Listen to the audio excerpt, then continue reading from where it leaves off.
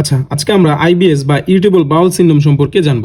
IBS বা irritable bowel syndrome কি? IBS হচ্ছে হজমতন্ত্রের একটি দীর্ঘমেয়াদী কার্যকারী সমস্যা, যেখানে বারবার পেট ব্যথা, পায়খানার ধরন বা সংখ্যার পরিবর্তন হয়, কিন্তু পরীক্ষায় কোনো স্পষ্ট রোগ ধরা পড়ে না।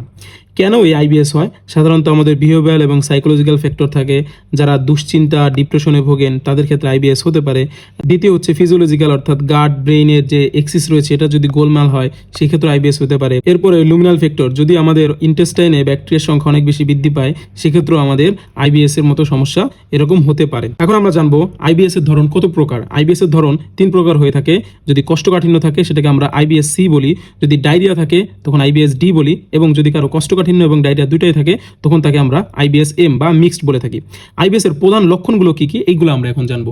আইবিএস এর প্রধান লক্ষণগুলোর মধ্যে রয়েছে বারবার পেট ব্যথা করা, পেটে অস্বস্তি করা, সময় পায়খানা করার পর কিছুটা কমে যায়, এই সমস্যাগুলো এরকম দেখা দিতে পারে। আবার অনেক সময় পায়খানা কোষ্ঠকাঠিন্য হওয়া, ডায়রিয়া হওয়া বা কখনো কখনো শক্ত হওয়া, আবার কখনো নরম পায়খানা হওয়া।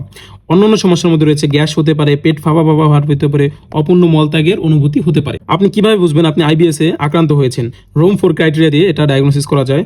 আপনার গত 3 মাসে প্রতি সপ্তাহে কমপক্ষে একদিন পেটে ব্যথা থাকবে এবং নিচের যে কোনো 3টার মধ্যে 2টা সিমটমস থাকতে হবে। 3টা সিমটমস কি? পায়খানার সাথে সম্পর্কিত প্রথম থাকতে হবে, অর্থাৎ পায়খানা করার পরে আপনার পেটে ব্যথা কমে বা বাড়ে কিনা।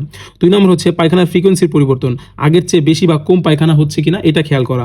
নাম্বার 3 হচ্ছে পায়খানার ধরন বা আকৃতির পরিবর্তন, পায়খানা কি পাতলা হচ্ছে নাকি শক্ত হচ্ছে বা অস্বাভাবিক পায়খানা হচ্ছে কিনা এই দিকে খেয়াল রাখা। এবং এর সাথে একটা সময়ের শর্ত রয়েছে, এই যে উপসর্গগুলো রয়েছে এটা কমপক্ষে 6 মাস আগে থেকে শুরু হতে হবে এবং গত 3 মাস ধরে এই সমস্যাগুলো রয়েছে এরকম থাকতে হবে। তো আমাদের সারাংশটা কি? আইবিএস হচ্ছে খুবই সাধারণ একটা রোগ। আমরা যদি উপযুক্ত কাউন্সেলিং বা ব্যাখ্যা, খাদ্য, লাইফস্টাইল পরিবর্তন এবং লক্ষণ ভিত্তিক ওষুধ দিয়ে অনেক রোগীকে আমরা ভালোভাবে এই আইবিএস থেকে নিয়ন্ত্রণ করে রাখতে পারি।